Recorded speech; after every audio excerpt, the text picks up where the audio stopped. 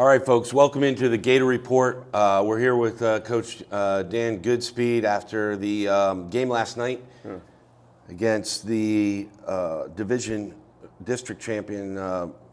District opponent. Yes. Yeah. The Mitchell Mustangs. So 21-17 kind of came down to the final minutes of the fourth quarter.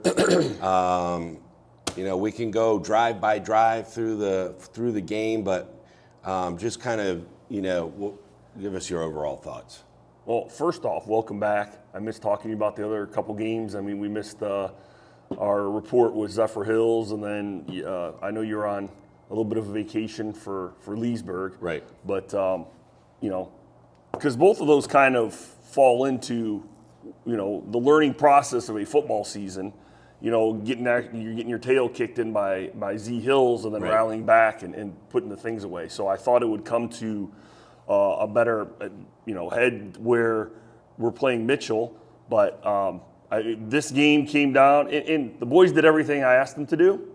For the most part, we came out hot. We had a great work week of practice. We took the ball, went straight down the field, scored. That's right. It's just kind of going through my head. It's obviously that was a tough loss for us, for me, not just for me, for the boys, everybody. I felt like we were, in control most of the game, and then, there was just too many mistakes by the offense, and it was disappointing to see. I think we totaled like 4 turnovers, right? We had a fumbled snap, we had an interception, we had a fumble from a quarterback-running back exchange, and then we missed the field goal. And then we went for a fake field goal, but just trying to change up the dynamic there. Mm-hmm. But that's 5 turnovers, right? Yeah. Credit to the defense. If you have 5 turnovers in a football game, you should be blown out. But the defense did a great job. We were in control most of it. All we had to do was close the door on them, and we couldn't do it. So we didn't finish. And that's something that we haven't learned to do here since I've been here at Land O'Lakes, is close the door on the team. So obviously I'm not happy about it. I'm sure the boys are very unhappy about it. I told them after the game that I don't know how I don't have an answer for you for how to get rid of that feeling.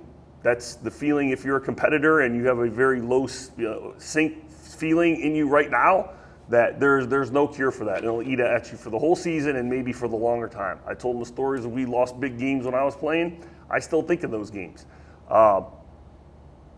This was one that was a very winnable football game for us, but credit to Mitchell. They stuck around and kept chopping wood and kept going, doing all the coachisms out there. They stayed around long enough to finish the game and win, and we could not do that.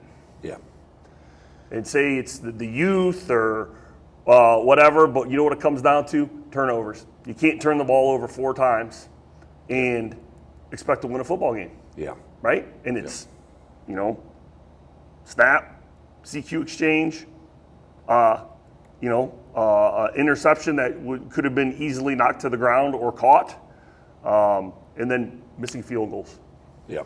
So, again, I thought the defense played good enough to win. Yeah, I mean, I think, the turnovers were the story, for sure. Yeah. Penalties were also plentiful in this game. For sure, I wouldn't attribute a loss to it. I mean, it adds in there.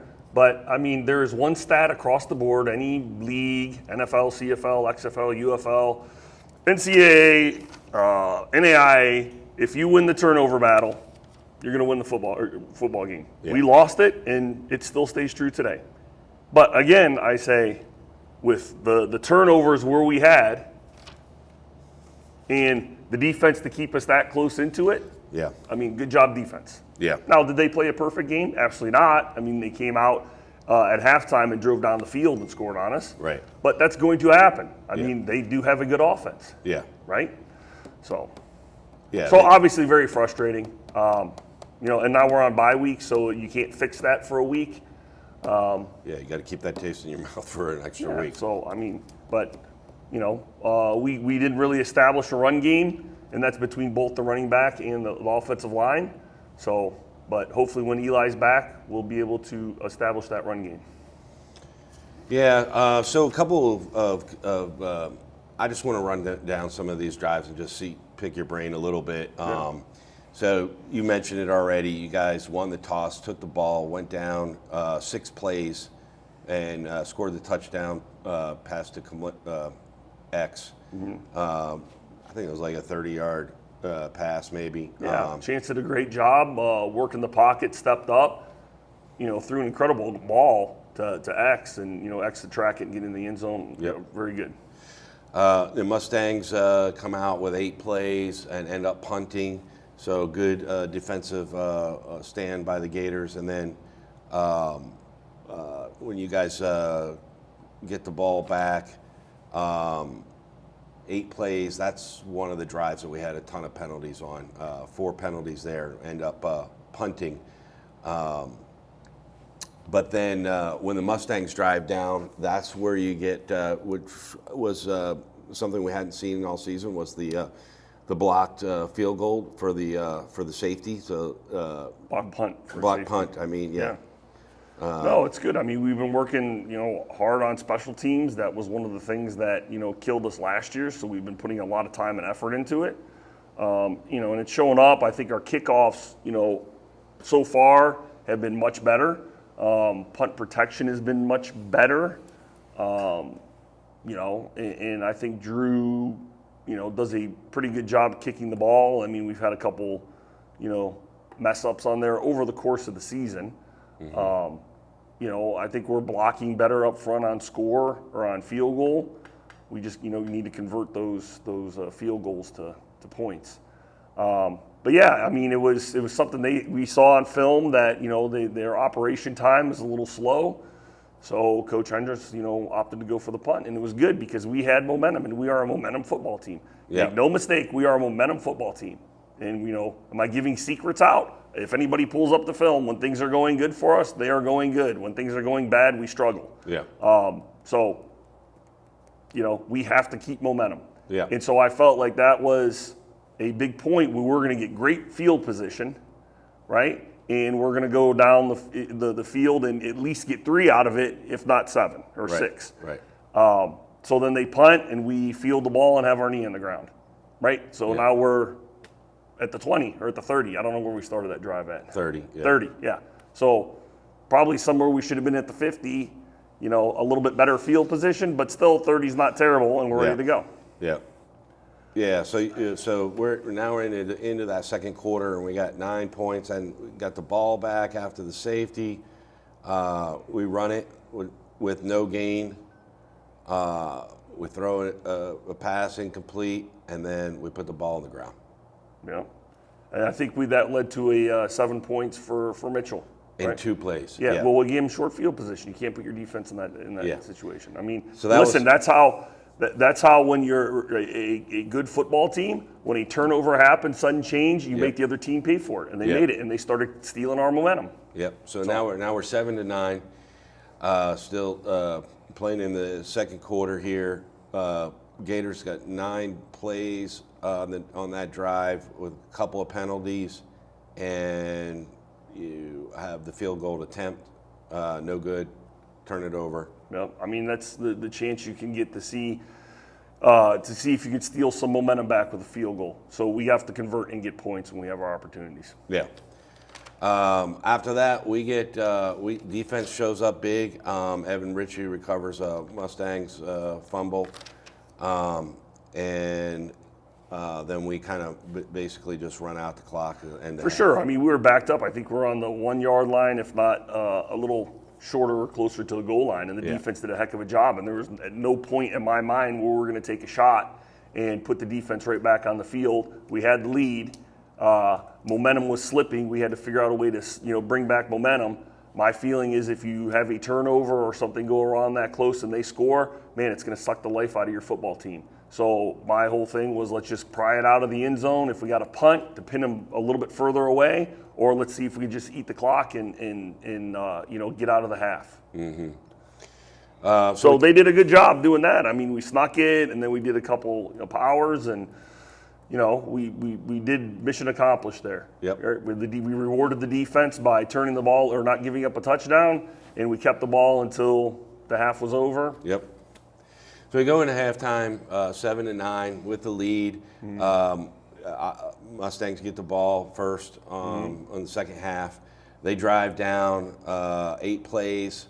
We had a face mask penalty for 15 yards on that one. We had offsides penalty, and the drive stayed a lot. We started off with, I forget where they started off, but they ended up with a touchdown at the end of the day, making it 14-9 coming out of the half. Yeah, I mean, that was the one drive that was disappointing for the defense because they were, getting right off the field, getting pressures, and, Mitchell came out hot and made us pay for it.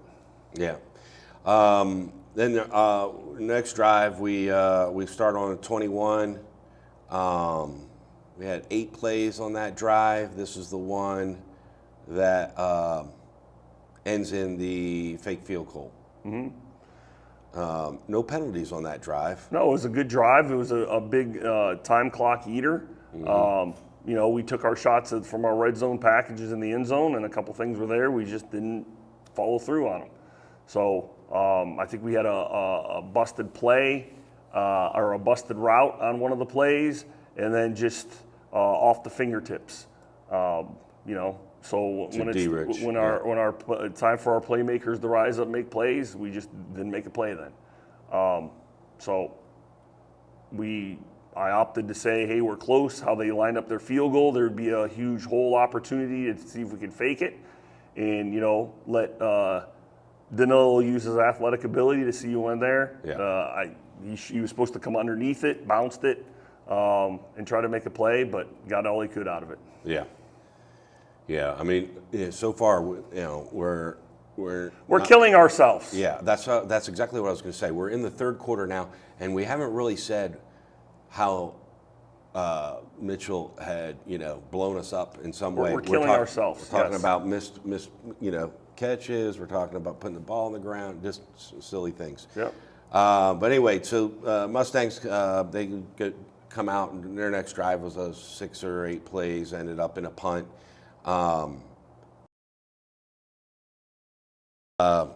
We get the touchdown to X on our next drive with a 2-point conversion to D-Rich. That puts the score at 17-14.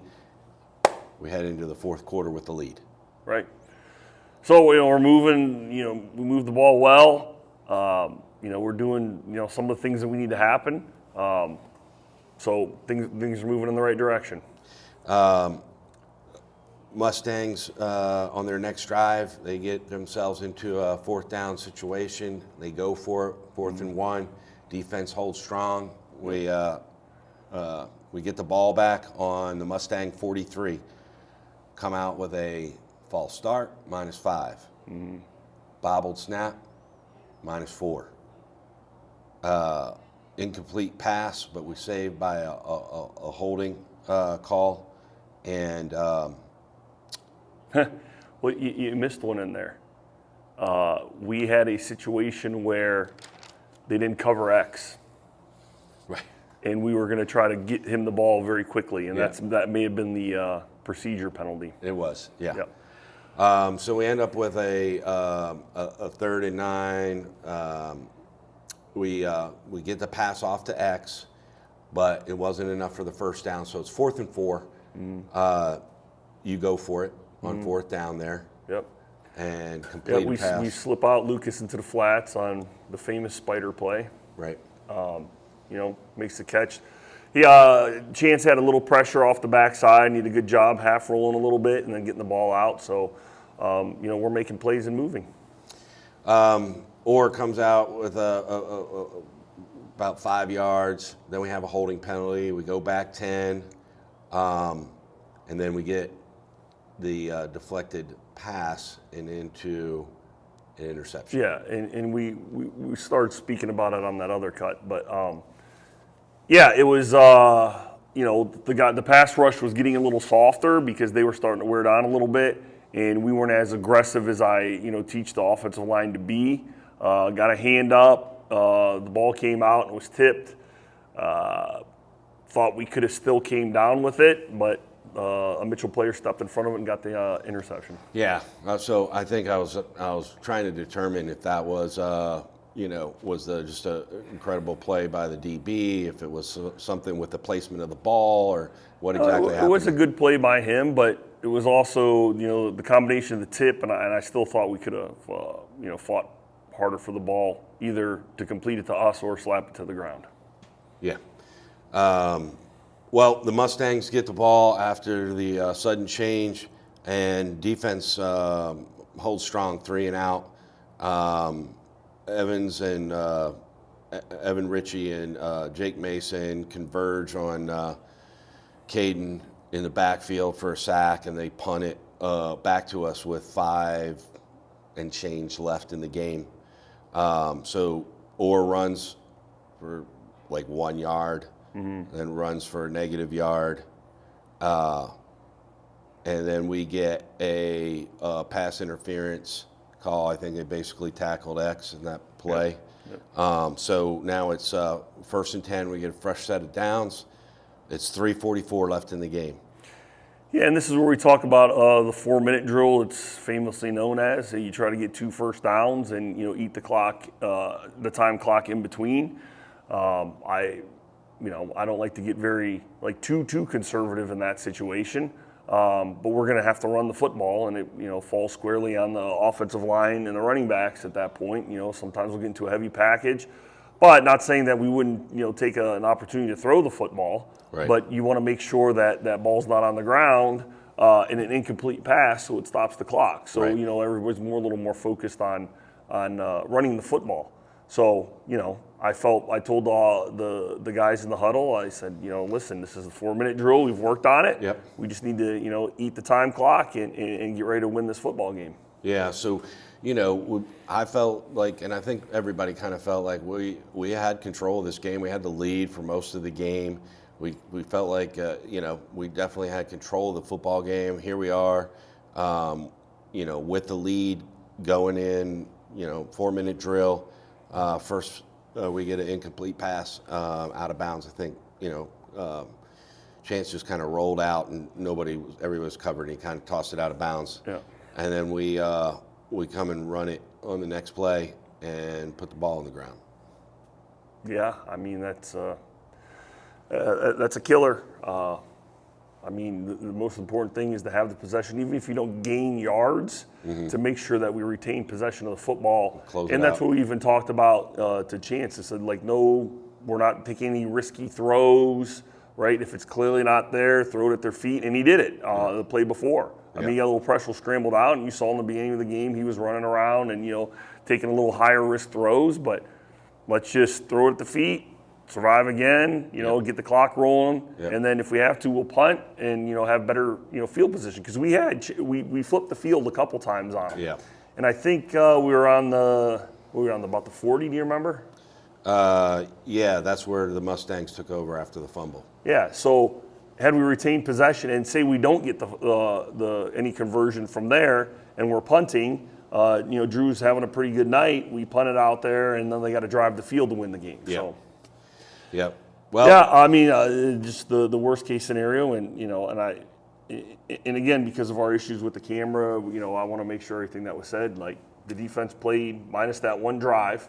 I thought the defense played really good, but we had what turns into almost 5 turnovers. Yeah. A fumbled snap, a fumbled football on the ground, a pick, a tip ball that was intercepted, a missed field goal, and a missed conversion on the field goal fake. Yeah. So most of the time, if you have, if you're minus in turnovers, you're going to, lose the game. If you're 5, we should have been blown out. Right. So credit to the defense. Offensively, pass protection was there. Sometimes pass protection wasn't there. But enough to get the ball out and let Chance do what he does and scramble around and throw the football, make a play. But at the end of the day, we did not take care of the football, and we had all our opportunities. We had the plays there, and when your number's called, you have to make a football play. Yeah. Well, let's talk a little bit about that last drive because, we turned the ball over. They marched down, ran. I think Thomas ran for 12. They had another little run. They got themselves in a first and goal situation with 2 minutes left. So at that point, we talked about, do you let them score, conserve the time on the clock, because at that point, you march down and get a touchdown and you win the game, right? So, Sure. So there's a minute 26 left after they scored, but what I know you called a timeout right there towards the end and spoke to the team right before the score, but can you tell us about what that? Yeah, I mean, and it's the old debate in football. Do you let them score so you have more time and then conserve some time for the offense, or do you let the defense try to stand strong and see what happens? Right.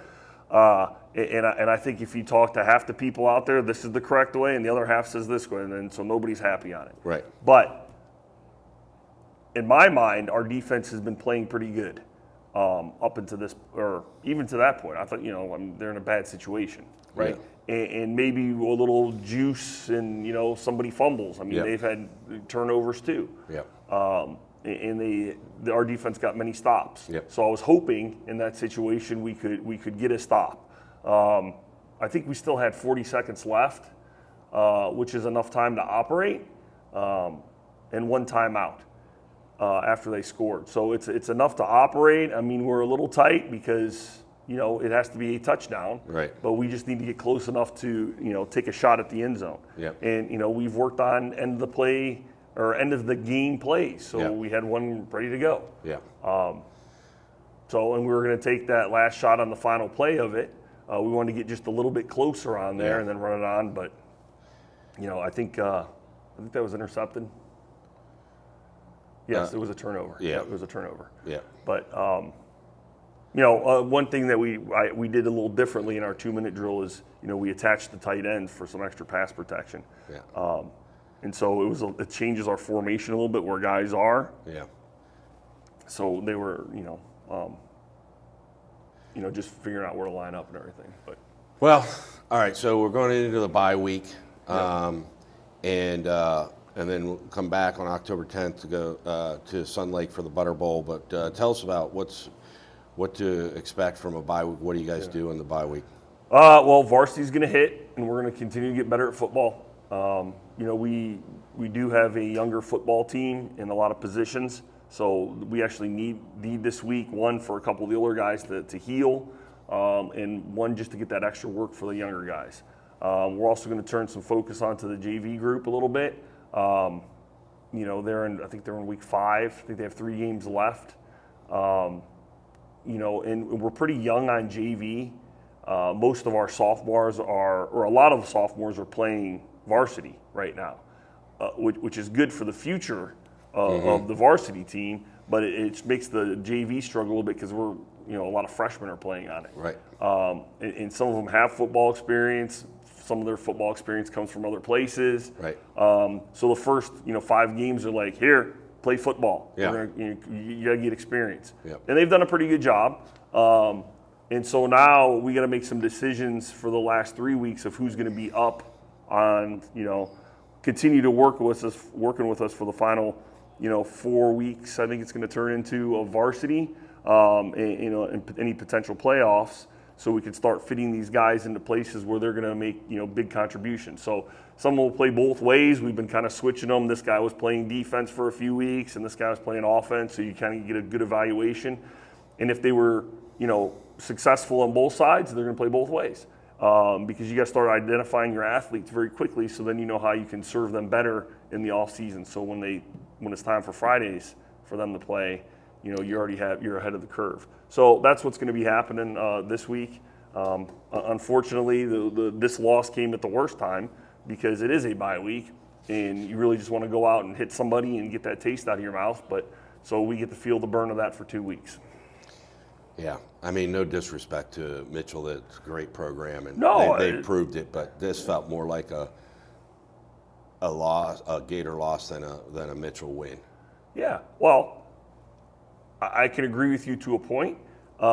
They did what they had to do when they had to do it, right? And as soon as we turned the ball over, they made us pay. They scored, right? We turned the ball over, they scored. That not only kills, I mean, it puts points on the board, yeah, and that's ultimately what you want, but it also sucks momentum out of you. It gives you, your players start, deflating a little bit. When you turn off the ball, everybody's upset, and then you get scored on. I mean, that's what kills you. Yeah. And they did what they had to do right there to win the football game. And they did exactly what you're supposed to do in football. Offense gives up the ball, go score. So. All right. So the next game we usually talk about, this is the away game at Sun Lake. It's the Butter Bowl. It's the trophy game. Trophy sitting in our trophy case right now. Sun Lake has, they have not maybe played the toughest opponent so far, but regardless of where Land O'Lakes is or Sun Lake is, any given year, this is always it seems like it's always a crazy game. It's neighbors and friends, right? But then this week, like, don't talk to me. It's Butter Bowl week, know. Well, and it's funny, and we spoke about this before, that when I first became the head coach here at Land O'Lakes, nobody really cared about the schedule except for when Sun Lake was. And I said, we have a long ways to go to get there. Let's take care of week one first. Yeah. And I think I've really changed the narrative on that. It's still a great game, and I'm not taking anything away from it because I love it. I love the opportunity that we have to play as schools, as Land O'Lakes and Sun Lake, to have that opportunity for our boys to play in front of an amazing crowd on both sides of the football. Yeah. Get that feeling of a true rivalry game where there's some bad blood. Yeah. But you want to save it just for that week. Right, we're good. I think what they're doing at Sun Lake, they're turning the program around there a little bit, and they want to be good stewards of the community just like we do, because we're all friends and neighbors. Right. Sure, for the 1 week we're going to be against each other, and that's what makes it fun. But it's a shining star for me for Pasco that our two football teams get to be involved with this because it's a great football game. Yeah. No matter what the records are. And they're going to give their best effort, and so are we. And it should be a lot of fun.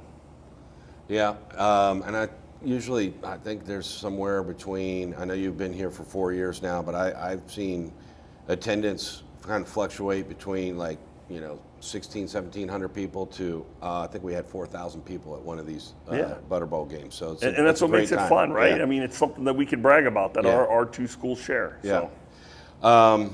Another kind of announcement I just kind of want to talk about real quick is October 24th is homecoming game, and we have our traditional homecoming halftime ceremonies and all the stuff that goes along with homecoming. But we're also 50-year anniversary of the football program, so we're having an alumni tailgate out here between the field house and the end zone, starting at 6 o'clock.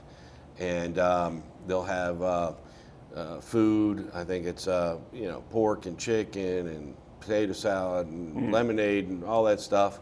Cornhole, face painting, all kinds of stuff for all the alumni to enjoy and get back to see the school and friends and all that good stuff. So want to make sure that gets out there I know we're putting it out on socials and that sort of thing. But I mean, I love that, between the school, the booster club, you and I, that we're doing it, because I think that's kind of been one of the failures in the past 12 years, I think. Yeah. Right, that we've kind of lost communication. I agree. With the alumni, and I think they're a strong part of this.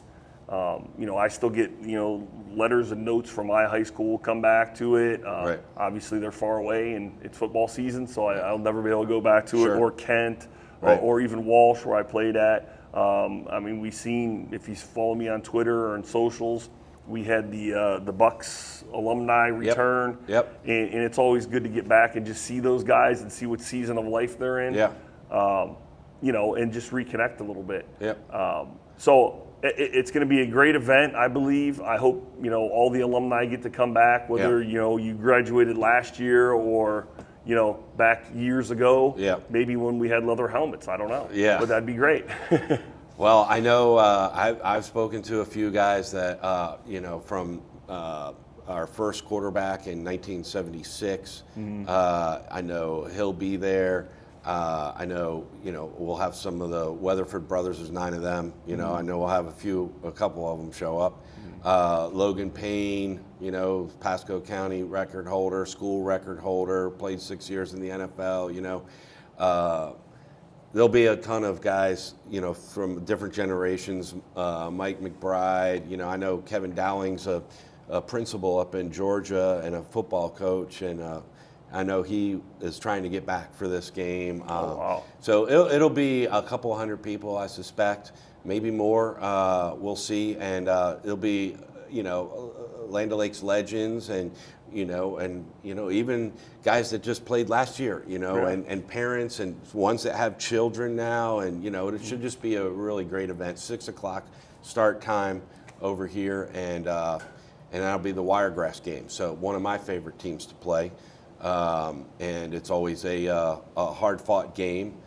So I'm really looking forward to that. Plus the tailgate and the homecoming. It should be a, you know, huge event. Great atmosphere. Yeah. And it's, you know, we need to keep welcoming the alumni back. Yeah. All right. Well, Coach, I appreciate you, as always, sitting down with us and kind of going through the game and talking football. And we'll see you in 2 weeks, after the Butter Bowl. Sounds good. Appreciate your time. Go Gators. Go Gators.